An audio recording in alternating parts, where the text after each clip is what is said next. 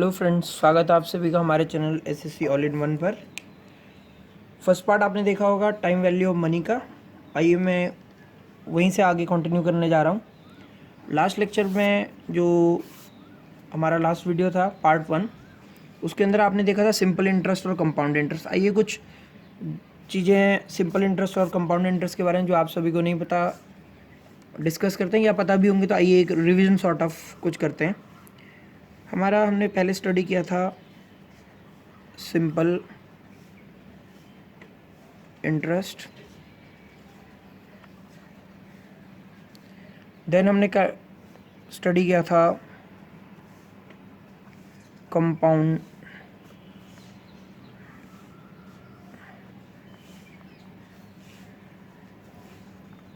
Interest.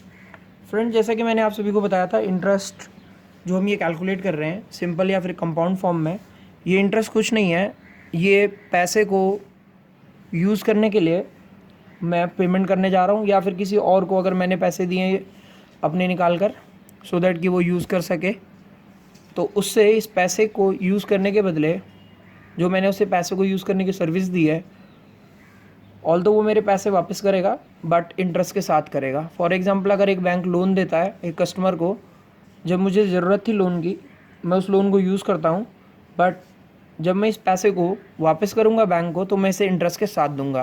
तो एक तरह से बैंक ने मुझे जो पैसा यूज़ करने के लिए सर्विस दी है या फिर जब मुझे ज़रूरत थी, मेरी ज़रूरत के टाइम पे मुझे हेल्प की है, उसके बदले मैं जो देने जा रहा हूँ बैंक को वो इंटरेस्ट है। इसी तरह से ये पैसा आप किसी और से भी बोरो कर सकते हैं, किसी इंडिविजुअल से, ह्यूमन बीइंग, किसी पार्टनरशिप फर्म से, किसी कंपनी से। सो आइए अपने टॉपिक पर आता हूँ, सिंपल इंटरेस्ट और compound interest. Simple interest case केस में मैंने आपसे कहा था सिंपल इंटरेस्ट में प्रिंसिपल रिमेन सेम। अगर मैं लोन को रीपे नहीं करता तो प्रिंसिपल रिमेन्स सेम। बट अगर मैं कंपाउंड इंटरेस्ट की बात करता हूँ तो कंपाउंड इंटरेस्ट के केस में principal changes as per information given.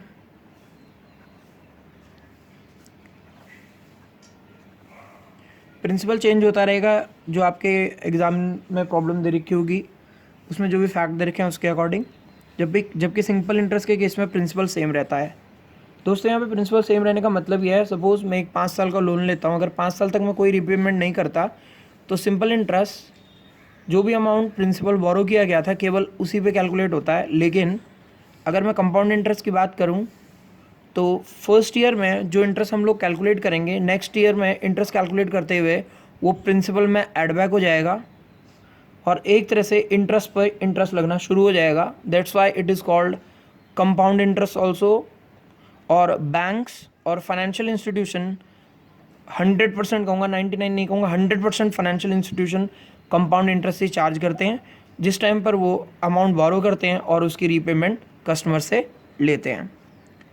तीसरी चीज़, सिंपल इंटरेस्ट के केस में हमने कैलकुलेट किया P into R into T is simple interest and then we have calculated A is equal to amount is equal to P plus P into R into T. और फिर मैंने कहा था A is equal to P common ले लीजिए आप, 1 plus R T.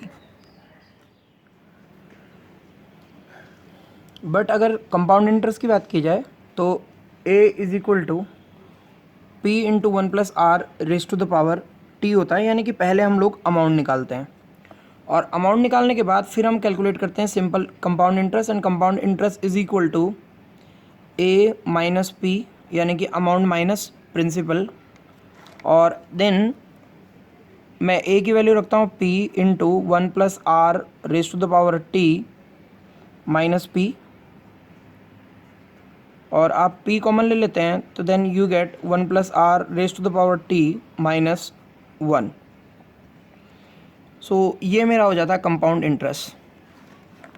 आइए दोस्तों देखते हैं, बेसिकली ये मेरा दोनों फ्रेमवर्क को अलग अलग समझाने का पर्पज़ क्या है, या इसको अलग अलग इस तरह टेबुलर फॉर्म में बनाने का मेरा पर्पज़ ये है। इन केस ऑफ सिंपल इंटरेस्ट आप पहले सिंपल इंटरेस्ट के केस में SI कैलकुलेट करते हैं और SI कैलकुलेट करने के बाद फिर आप अमाउंट कैलकुलेट करते हैं।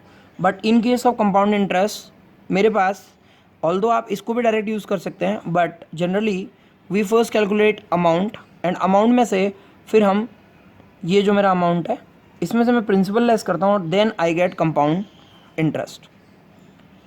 मैंने आपको पहले भी कहा था सिंपल इंटरेस्ट के केस में प्रिंसिपल रिमेन सेम। जनरली हर साल या फिर हर 6 महीने बाद जो भी हमारी टर्म्स है इंटरेस्ट पे करने की, उसमें प्रिंसिपल अमाउंट सेम रहता है जब तक कि आप प्रिंसिपल की रीपेमेंट ना करें। But in case of compound interest principal change होता चला जाएगा, क्योंकि हम इंटरेस्ट पर भी इंटरेस्ट लगाते हैं।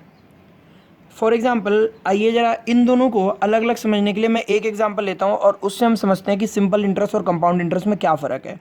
For example X borrow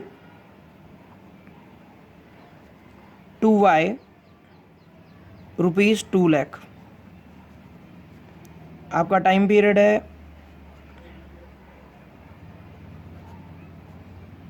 3 years और rate of interest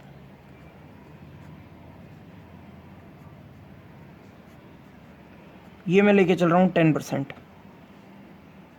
rate of interest 10%, time period 3 year, और इसके साथ एक्स बोरो कर रहा है कितने रुपए, 2 लाख रुपए वाई को। तो सवाल ये उठता है, अगर मैं सिंपल इंटरेस्ट से इंटरेस्ट कैलकुलेट करता हूँ 3 साल का, और 3 साल बाद मैं मान के चल रहा हूँ इसकी रीपेमेंट होगी, तो 2 लाख मल्टीप्लाई बाय 10% इंटू 3, तो 60,000 रुपये का इंटरेस्ट आएगा। और अमाउंट 3 साल बाद जो टोटल अमाउंट रीपे होगा, a which is going to be repaid will be 2 lakh plus 60,000, 2,60,000। लेकिन अगर मैं यही कंपाउंड इंटरेस्ट की बात करूंगा तो ये अमाउंट 60,000 नहीं होगा। सभी टर्म सेम है, 2 लाख रुपये बोरो हो रहा है, टाइम पीरियड भी 3 year का, रेट ऑफ इंटरेस्ट भी 10% है। बट जब मैं रीपेमेंट निकालूंगा कि टोटल अमाउंट कितना होगा, तो वो 2,60,000 से कहीं ज़्यादा होगा। उसका रीज़न क्या है, आइए ज़रा समझते हैं। ये जो कंपाउंड इंटरेस्ट आप डायरेक्ट निकालते हैं, कल भी मैंने जो मेरा लास्ट वीडियो था उसमें मैंने बताया था कि जनरली हम लोग कंपाउंड इंटरेस्ट के केस में, सपोज मैंने फर्स्ट ईयर का इंटरेस्ट निकाला 2 लाख इंटू 10%, फर्स्ट ईयर का इंटरेस्ट मेरा आ गया 20,000। अगले साल जब मैं इंटरेस्ट कैलकुलेट करूँगा तो मैं 2 लाख में ऐड करूँगा पिछला इंटरेस्ट पिछले साल का, उस पर फिर सेकेंड ईयर का इंटरेस्ट लगाऊंगा 1 साल के लिए। तो ये मेरा हो जाएगा 2 लाख प्लस 20,000, 2,20,000, तो अगले साल का इंटरेस्ट हो जाएगा 22,000। इसी तरह से जब मैं थर्ड ईयर का इंटरेस्ट कैलकुलेट करूँगा तो ये होगा 2 लाख प्लस पहले साल का इंटरेस्ट प्लस दूसरे साल का इंटरेस्ट, देन इसका 10%। तो आइए ये देखते हैं कितना होता है। 2,42,000, 2,42,000 का 10% आप निकालेंगे तो दिस विल बी 24,200। तो ये मेरा इंटरेस्ट फॉर फर्स्ट ईयर, ये मेरा इंटरेस्ट फॉर सेकेंड ईयर, और ये मेरा इंटरेस्ट फॉर थर्ड ईयर। ये फर्स्ट ईयर, ये मेरा सेकेंड ईयर, और ये मेरा third year. Total amount repaid कितना होगा, तो ये होगा 2 लाख। अगर यहाँ मैं ए की बात करूँ 2 लाख प्लस 22,000 प्लस 24,200, तो आइए ये मेरा हो जाएगा, सॉरी यहाँ पर एक 20,000 रह गया फर्स्ट ईयर का। 2 लाख प्लस 20,000 प्लस 22,000 और प्लस 24,200, तो 20, 40, 60 और 4 और 2 6, तो ये हो जाएगा 2,66,200। तो सवाल ये उठा, अगर ये क्वेश्चन सेम क्वेश्चन होता कि ये first year second year 3 year के बजाय 5 साल तक चलता, तो क्या हम ऐसे ही कैलकुलेट करते? मैंने लास्ट वीडियो में भी आपको बोला नहीं, हम लोग ऐसे कैलकुलेट नहीं करेंगे, इसको हम डायरेक्ट कैलकुलेट कर सकते हैं। ए इज इक्वल टू, यहाँ पर हम लोग क्या लिखेंगे, जितना अमाउंट हमने बोरो किया into 1 plus rate of interest हमारे पास 0.10। कितने साल बाद रीपेमेंट होने वाली है? 3 साल बाद रीपेमेंट होने वाली है। तो मुझे कैलकुलेटर से ये वैल्यू कैलकुलेट करनी पड़ेगी, 1.10 raise to the power 3 into 2 lakh. ये जितना अमाउंट होगा वो मेरे इंटरेस्ट का अमाउंट हो जाएगा। अगर आप कैलकुलेटर पे इसे कैलकुलेट करते हैं तो ये वैल्यू निकल के आती है 1.331, और this will be multiplied by 2 lakh. तो जब आप इसको मल्टीप्लाई करेंगे 1.10 इंटू 1.10 इंटू 1.10, तो ये हमारे पास आएगा 1.331, और 2 लाख को मल्टीप्लाई करेंगे तो 2,66,200, 2,66,200। तो फ्रेंड्स आई होप आपको दोनों में क्लियर डिस्टिंक्शन पता चल रही होगी कि इस केस में हर साल जो भी इंटरेस्ट आउट कैलकुलेट होता है पूरे साल का, वो नेक्स्ट ईयर के लिए प्रिंसिपल बन जाता है। इसी तरह से जो सेकेंड ईयर का था वो फर्स्ट ईयर सेकेंड ईयर का था जब आपने कैलकुलेट किया इंटरेस्ट, तो उस टाइम पर आपने फर्स्ट ईयर का इंटरेस्ट जितना भी कैलकुलेट हुआ वो ऐड अप किया। जब आपने थर्ड ईयर के लिए कैलकुलेट किया तो आपने फर्स्ट सेकंड दोनों को ऐड किया और फिर आपने थर्ड ईयर का इंटरेस्ट कैलकुलेट किया। तो इस तरह से ये सिंपल इंटरेस्ट और कंपाउंड इंटरेस्ट की कैलकुलेशंस होती हैं। सिंपल इंटरेस्ट कम होता है as compare to compound interest के, क्योंकि इंटरेस्ट पे भी इंटरेस्ट चार्ज हो रहा होता है, इसलिए कंपाउंड इंटरेस्ट का अमाउंट जो होगा that will be always higher than simple interest even though amount, time period और रेट ऑफ इंटरेस्ट सेम है। तो आई होप ये कंसेप्ट आपको सिंपल इंटरेस्ट और कंपाउंड इंटरेस्ट का बहुत अच्छी तरह से समझ आ गया होगा।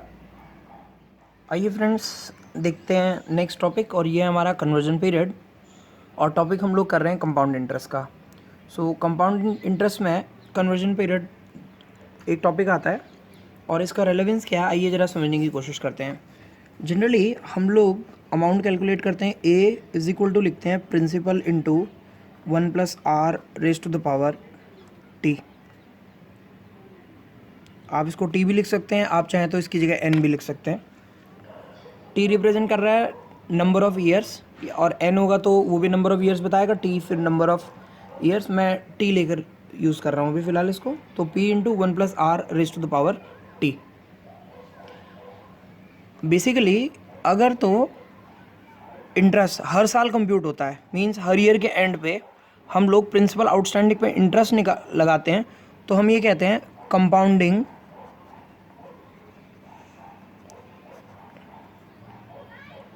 ईयरली हो रही है, कंपाउंडिंग ईयरली हो रही है।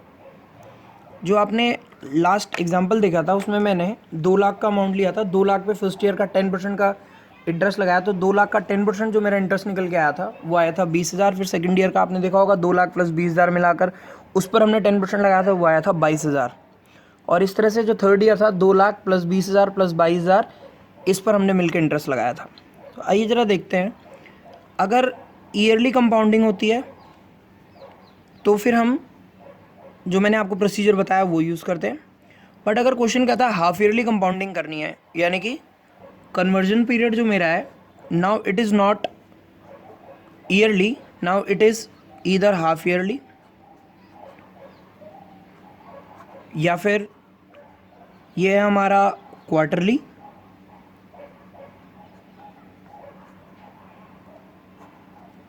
और या फिर ये है हमारा डेली, और या फिर ये कहता है कॉन्टिन्यूसली। आइए फ्रेंड्स, इन सभी चीज़ों का रेलेवेंस है। क्या रेलेवेंस है यहाँ पर हम ये मान के चल रहे हैं, जनरली सारे, पहले तो आप एक बात बहुत इंपॉर्टेंट समझ लें, पूरे कमर्शियल वर्ल्ड में कहीं पर भी सिंपल इंटरेस्ट यूज़ नहीं होता। बहुत ही कम केसेस ऐसे होते हैं जहाँ पर ट्रांजैक्शन सिंपल इंटरेस्ट पे होती हैं। अदरवाइज़ हम लोग जो भी ट्रांजैक्शन करते हैं वो सारे की सारी कंपाउंड इंटरेस्ट बेस पे चल रही होती है, यानी कि अगर मैंने किसी को पैसा उधार दिया है, मैं उसको टाइम पर पे नहीं कर पाता तो इंटरेस्ट पर भी इंटरेस्ट लगता है। जनरली ऐसा ही होता है।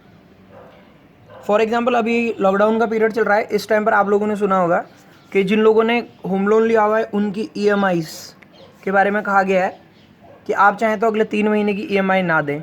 इसका मतलब ये नहीं है कि आप EMI नहीं देंगे तो इससे कोई बड़ा फ़ायदा होने वाला है। इनफैक्ट इस पीरियड का जितना भी इंटरेस्ट बनेगा और जो आप पे नहीं कर पा रहे हैं उस इंटरेस्ट पर भी इंटरेस्ट लगेगा, और आने वाले टाइम में आपकी इंस्टॉलमेंट्स और ज़्यादा अमाउंट की हो जाएंगी, और या फिर आपसे जो अमाउंट चार्ज किया जाएगा, आपका टाइम पीरियड जो होगा लोन का वो बढ़ जाएगा।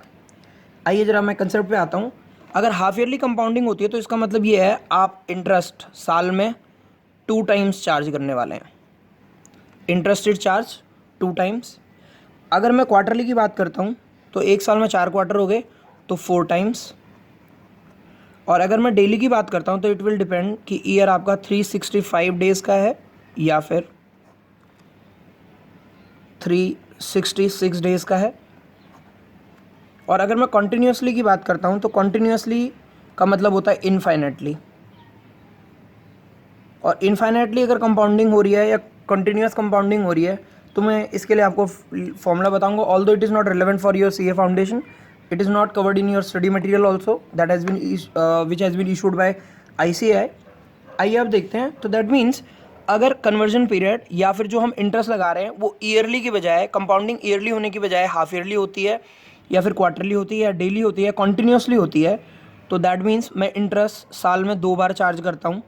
यानी कि पहले मैं जनवरी से जून का और फिर जुलाई से दिसंबर का। और अगर आप फाइनेंशियल ईयर लेके चल रहे हैं, कैलेंडर ईयर नहीं लेके चल रहे, तो इसका मतलब मैं पहले अप्रैल से सितंबर और दूसरा अक्टूबर से लेकर मार्च का इंटरेस्ट चार्ज करूँगा। अगर हाफ सो फ्रेंड्स, अगर कंपाउंडिंग एक से ज़्यादा बार हो रही है, हाफ ईयरली हो रही है, क्वार्टरली हो रही है, डेली हो रही है, कॉन्टीन्यूसली हो रही है या फिर ये मंथली हो रही है,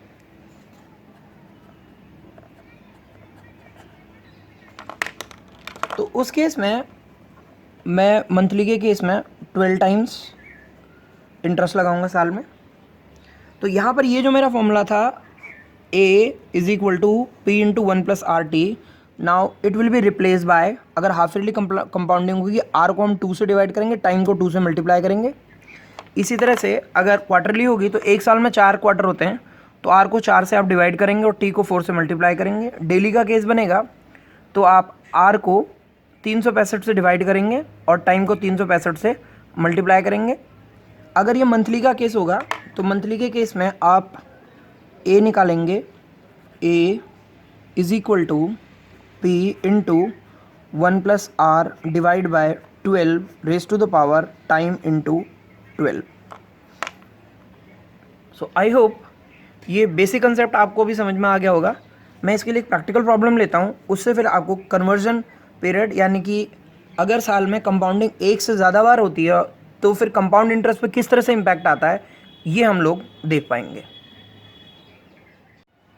सो एज आई सेड, हम लोग एक प्रैक्टिकल प्रॉब्लम के साथ आगे बढ़ेंगे और केस हमारा when compounding is done more than 1 time in a year. पहले तो मुझे ये समझना है कि इसका इम्पैक्ट क्या आता है, इससे क्या फ़र्क पड़ने जा रहा है। तो आइए ज़रा देखते हैं। मैं आपके साथ पहले एग्जांपल लेता हूँ। फॉर एग्जांपल, मैंने P बोरो किया और P मैंने, मेरे पास 2 लाख है, ये मैंने बोरो किया और रेट ऑफ इंटरेस्ट था मेरा 10% और मैंने इसको से 1 ईयर के लिए बोरो किया, टाइम 1 ईयर। पहले नॉर्मल केस समझते हैं कि साल में एक बार कंपाउंडिंग होती है तो क्या होता है और एक से ज़्यादा बार होती है तो क्या होता है। तो अगर 2 लाख पर मैं एक साल में एक बार, यानी कि एक बार कंपाउंडिंग हो रही है, उस पर इंटरेस्ट निकालता हूँ तो 1 into 1 plus 10% raise to the power n, यहाँ पर n या t मेरे पास 1 है, तो मेरा अमाउंट निकल के आता है इस पर 2,20,000। कंपाउंड इंटरेस्ट के हिसाब से पहले अमाउंट निकलेगा, अमाउंट में से आप लेस कर दीजिए प्रिंसिपल, तो we will get compound interest. So 2,20,000 में से आप 2 लाख लेस कर दीजिए, यू गेट 20,000 एज इंटरेस्ट। लेकिन दोस्तों ये केस तब है अगर साल में कंपाउंडिंग एक बार हुई, कंपाउंडिंग डन वंस। लेकिन अगर कंपाउंडिंग एक से ज़्यादा बार होती है, से इसी केस में लेते हैं, अगर हमने कंपाउंडिंग 2 बार की, कंपाउंडिंग डन 2 टाइम्स। अगर आप कंपाउंडिंग 2 बार करते हैं तो इसी केस में हमारे पास P सेम है 2 लाख, R मेरे पास सेम है 10%, टाइम 1 ईयर। सवाल उठा इंटरेस्ट क्या बनेगा। पहले मैं आपको कंसेप्चुअली बता रहा हूँ जो इसके पीछे लॉजिक है, देन हम शॉर्टकट से भी चलेंगे। आप पहले 2 लाख का साल में 2 बार कंपाउंडिंग 2 टाइम्स, यानी कि हर 6 महीने बाद। टाइम पीरियड 1 साल है, जितने टाइम के लिए आपने लोन दिया है, और साल के एंड में हमें इसकी रीपेमेंट करनी है। सवाल ये उठा कितना पेमेंट किया जाना चाहिए। तो कंपाउंडिंग अगर साल में 2 बार होती है तो इसका मतलब इंटरेस्ट 2 बार लग रहा है। तो 2 बार अगर इंटरेस्ट लग रहा है तो 2 लाख का पहले 10% मैं 6 महीने का इंटरेस्ट निकालूंगा, तो ये आएगा मेरे पास 2 लाख का 10,000। फिर मैं अगले 6 महीने का जब इंटरेस्ट निकालूंगा तो 2 लाख का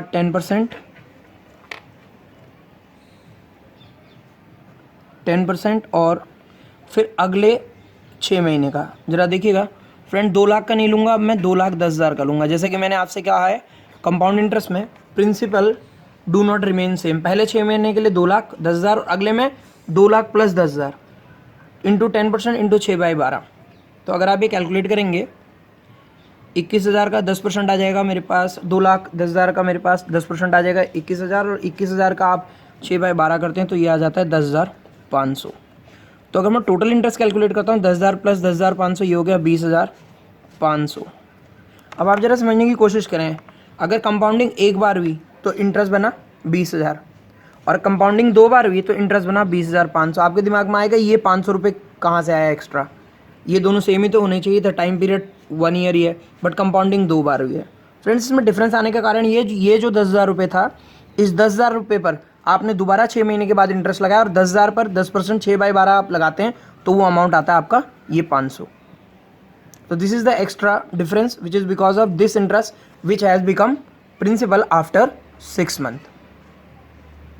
आइए आगे समझते हैं, अगर यही कंपाउंडिंग 4 बार होती साल में, फिर आप कहेंगे सर एक बार ये कैलकुलेट किया, फिर ये किया, फिर तीसरी बार, फिर चौथी बार क्या ऐसे करेंगे? नहीं दोस्तों, फिर हमारे पास फॉर्मूला होता है A इज इक्वल टू,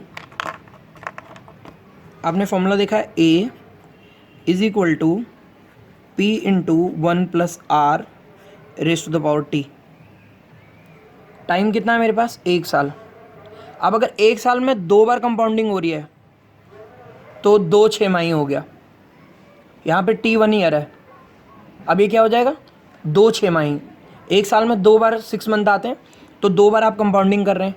अगर आप क्वार्टरली क्या कहते हैं तो 12 महीने को आप 4 क्वार्टर से डिवाइड कर लीजिए, इसका मतलब आप 3 महीने में, हर 3 महीने में फिर कंपाउंडिंग कर रहे हैं, यानी कि इंटरेस्ट लगा। तो फ्रेंड्स, यहाँ पर मेरे पास टाइम अगर 1 ईयर दे रखा है तो मेरे पास 1 ईयर में 2 बार अगर कंपाउंडिंग होती है तो आप समझ लीजिए साल में 2 बार कंपाउंडिंग हुई, तो 2 बार कंपाउंडिंग का बेसिकली मतलब ये हो हर 6 महीने में इंटरेस्ट लगा। तो सवाल उठा क्या कैलकुलेशन ऐसे करेंगे, और 2 की बजाय अगर 4 बार कंपाउंडिंग हो जाए फिर क्या करेंगे आप? तो 2 लाख प्लस 10% रेट था, 10% को आप हाफ कर दीजिए डिवाइड बाय 2। टाइम आपका 1 ईयर था, 1 को मल्टीप्लाई कर लीजिए 2 से। 1 ईयर को आपने मल्टीप्लाई नहीं किया, एक तरह से आपने 1 साल के अंदर 2 6 माही, 2 हाफ ईयरली टाइम पीरियड होते हैं, 2 बार इंटरेस्ट लगा हाफ ईयरली, तो इसलिए आपने इसको 2 से मल्टीप्लाई किया। फ्रेंड्स, जब आप इसको कैलकुलेट करेंगे तो ये कैलकुलेशन आएगी आपके पास 2,20,500। तो इस तरह से आप अलग अलग स्टेप में कैलकुलेशन करने के बजाय डायरेक्ट एक बारी में भी कैलकुलेशन कर सकते हैं। आइए फ्रेंड्स, सेम प्रॉब्लम को लेके चलते हैं। 2 लाख का प्रिंसिपल था, अगर आपको याद हो, प्रिंसिपल अमाउंट हमारा 2 लाख, और मेरा जो रेट ऑफ इंटरेस्ट था वो था 10%, और टाइम पीरियड है मेरे पास 1 year, T is equal to 1 year. तो आइए देखते हैं, ईयरली कंपाउंडिंग होती है, हाफ ईयरली कंपाउंडिंग होती है, मंथली और क्वार्टरली होती है, तो कैलकुलेशंस कैसे चेंज होती हैं।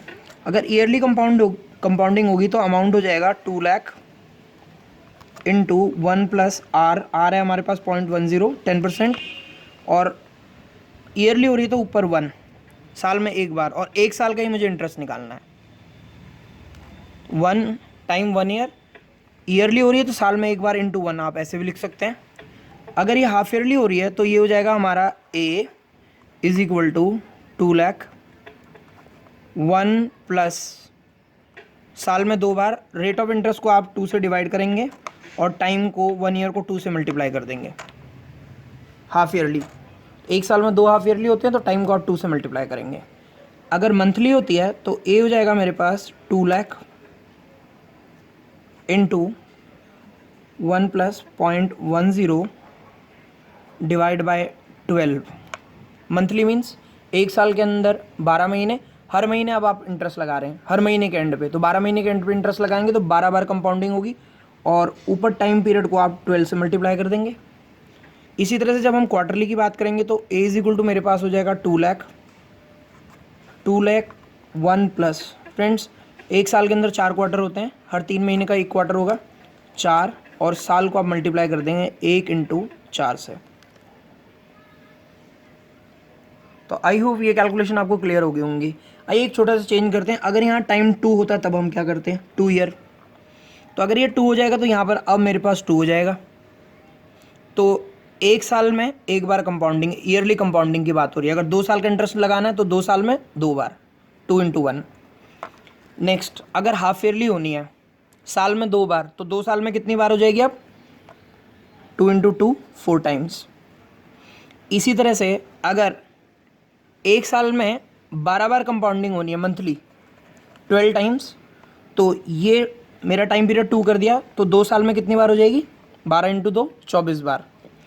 इसी तरह से 2 ईयर का टाइम पीरियड अगर क्वार्टरली कंपाउंडिंग होती है 1 साल में 4 बार, तो 2 साल में टी चेंज कर दीजिए, T2 और 2 × 4।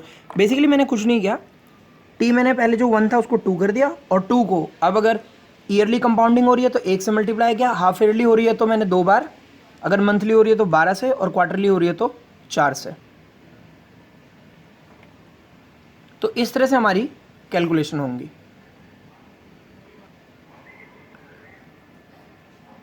ईयरली में ये अमाउंट हो जाता है 2,42,000, बाईएनुअली में ये अमाउंट हो जाता है 2,43,101। यानी कि अगर आप ईयरली कंपाउंडिंग करते हैं 2 साल के लिए, और कंपाउंडिंग साल में एक बार होती है, तो 2,42,000 का अमाउंट आ जाएगा ए। इसी तरह से यहाँ पे 2,43,101 अगर आप हाफ ईयरली करते हैं 2,43,101, मंथली करते हैं 2,43,884, और क्वार्टरली करते हैं 2,43,680। तो मैं ये कह सकता हूँ जितने बार कंपाउंडिंग ज़्यादा होगी, जितने बार इंटरेस्ट साल में बार बार लगेगा, आपका अमाउंट बढ़ता जाएगा। फॉर एग्जांपल ईयरली था तो 2,42,000, मंथली है तो 2,43,884, आप देख पा रहे हैं। हाफ ईयरली है तो देखिए, हाफ ईयरली मंथली में 12 बार कंपाउंडिंग हुई, हाफ ईयरली में 2 बार हुई, और ईयरली में 1 बार हुई। ईयरली में अमाउंट 242, हाफ ईयरली में 243,101, अगर क्वार्टरली कहूँ 243,680, और अगर मंथली कहूँ तो 243,884। मैं ये कह सकता हूँ जितनी ज़्यादा बार कंपाउंडिंग होगी उतना ज़्यादा अमाउंट बढ़ेगा, यानी कि जितने ज़्यादा बार इंटरेस्ट लगेगा आपके हाथ में एक मोटा अमाउंट होगा, यानी कि ज़्यादा अमाउंट होगा। तो फ्रेंड्स, इस तरह से हमने ये देखा कि अगर कंपाउंडिंग की बात की जाती है, साल में 1 से ज़्यादा बार कन्वर्जन होता है या फिर कंपाउंडिंग होती है, तो फिर इंटरेस्ट का अमाउंट बढ़ जाता है, एंड फाइनली जो अमाउंट रीपेड होगा वो भी बढ़ जाएगा।